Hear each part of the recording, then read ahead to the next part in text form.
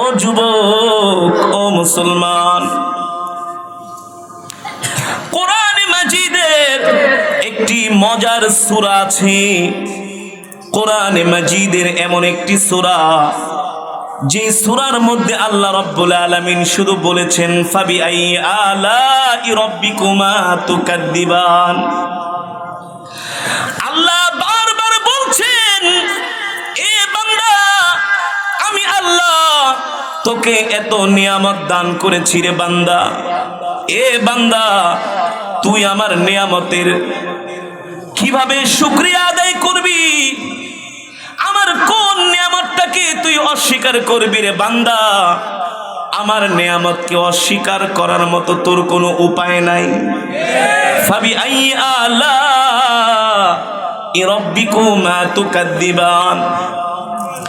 আপনাদের সামনে আমি এমন একটি সূরা তেলাওয়াত করেছি, এই সূরার মধ্যে আল্লাহ বলছেন, মা কানা মুহাম্মাদুন আবা আহাদিম মির রিজালিকুম ওয়ালাকিন রাসূলুল্লাহি ওয়া খাতামান নাবিয়্যিন।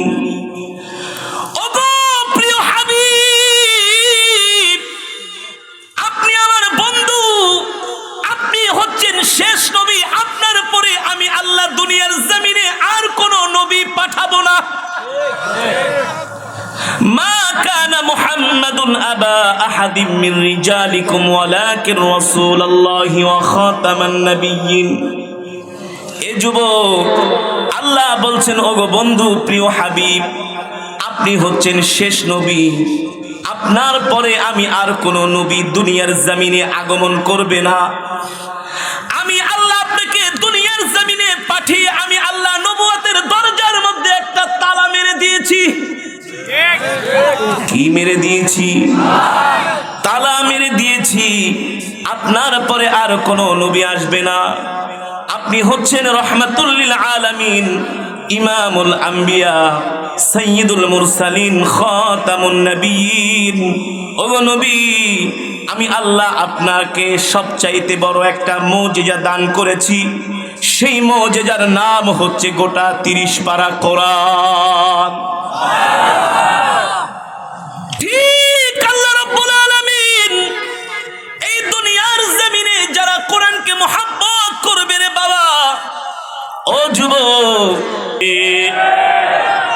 এটা হচ্ছে কোরআনের মুজিজা। এটা কি? এটা হচ্ছে কোরআনের মুজিজা। আল্লাহ তাআলা বলে, ও নবী, আপনাকে আমি এমন এক বিজ্ঞানময় কোরআন দান করেছি। যালিকাল কিতাবু লা রাইবা ফি, যে কোরআনের মধ্যে কোনো সন্দেহ তো নাই, সন্দেহের অবকাশও নাই। আল্লাহু আকবার। ওগো নবী, যে কেউ যেন মুহাম্মদ সাল্লাল্লাহু আলাইহি সাল্লামের সাথে দেখা করতে না পারে, তারা চেয়েছে কোরআনকে মিটিয়ে দিতে। আল্লাহ বলছেন, ইউরিদুনা লিইউতফিউ নূরাল্লাহি বিআফওয়াহিহিম ওয়াল্লাহু মুতিম্মু নূরিহি ওয়ালাউ কারিহাল কাফিরুন। কিয়ামত পর্যন্ত তাদের কোনো ধর্মীয় গ্রন্থ নিয়ে সঙ্গীত লেখা হবে না, কবিতাও লেখা হবে না। তার কারণ হলো, তাদের ধর্মীয় গ্রন্থের তো সারা আল্লাহর নবীর কোনো সহযোগী ছিল না। কত বিপদের মুহূর্তে, কত বড় পরিস্থিতি খারাপ হলে দিনের আলোতে কোরআনের দাওয়াত দিতে পারে না। আমরা যখন মাহফিলে আসি, স্লিপ ধরায় দেয়।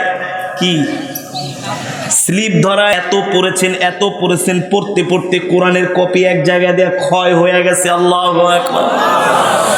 হযরত উসমান ইবনে আফফানের সাধারণ মৃত্যু, স্বাভাবিক মৃত্যু হয় নাই। হযরত আলীর স্বাভাবিক মৃত্যু হয় নাই।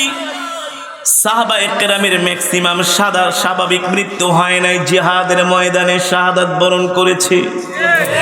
এ যুবক, তোমাদের সামনে আজকে আমরা বলি, বন্ধুরা আমার, যে কথা বলতেছিলাম, মা খাদিজা আল্লাহর পয়গম্বরের সবচাইতে বড় সহযোগী ছিলেন। চাচা আবু তালেব সবচাইতে বড় সহযোগী ছিলেন।